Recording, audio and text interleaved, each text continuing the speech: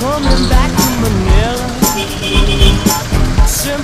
Manila is known as the capital of the Philippines, so it is the first destination of locals and international tourists visiting the Philippines, as well as the Filipinos visiting or returning to the Philippines after residing in another country.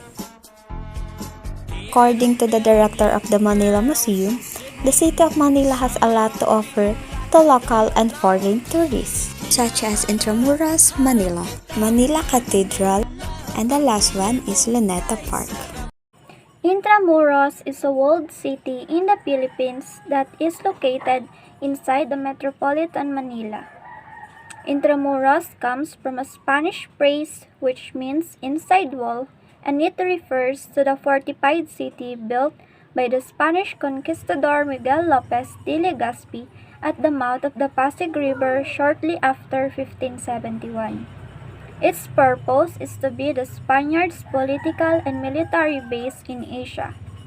Grand administrative establishments, as well as religious and educational institutions, thrive within Intramuros, where only the nation's most powerful clans, mostly from Spanish descent, could settle. Intramuros, also known as the Walled City, is a historical and culturally significant location. With its cobbled streets and well-preserved architecture from 100 years ago, you'll wonder if you're still in the Philippines. That is why many visitors and locals both decide to take an Intramuros tour whenever they visit the city. Between the Intramuros wall are the traces of 300 years of Spanish rule in the form of grand churches and colonial houses. While you can roam the streets on your own, a historic Intramuros walking tour is the best way to have a better understanding of the country's history. Intramuros became historical because it plays an important part to our country's history. It is one of the popular destinations for a visitor to our hometown. It is the oldest district and is called the Walled City. Historically, it is the seat of the Spanish government when they colonized the Philippines. One more thing that makes Intramuros historical is the Port Santiago, which is where our national hero Dr. Rizal was detained before his execution. It was located on the Pasig River where it was constructed in 1590 as a defense against pirates. It is part of the Intramuros section of Manila. Manila Cathedral. The Manila Cathedral is the most recent version of the long-lasting Church of Manila.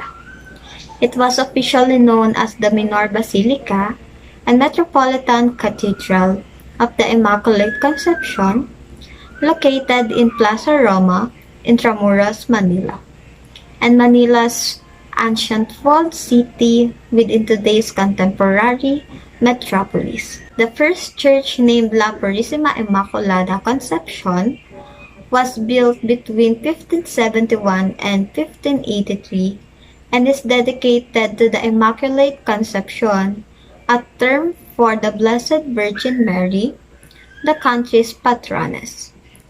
The cathedral serves as the Archbishop of the Manila's Episcopal See, and the city was destroyed by a fire that burned La Purísima Immaculada Cathedral. From 1760 until 1852, a Baroque-style cathedral was constructed under the direction of Juan de Luna Uguccioni, a Florentine engineer and architect. The cathedral was destroyed when it was struck by an earthquake, and engineer Don Nicolas Valdez renovated the ancient Baroque-style cathedral and transformed it into a neoclassical-style church between 1858 and 1868. But a major earthquake devastated the city again in 1868, destroying the cathedral.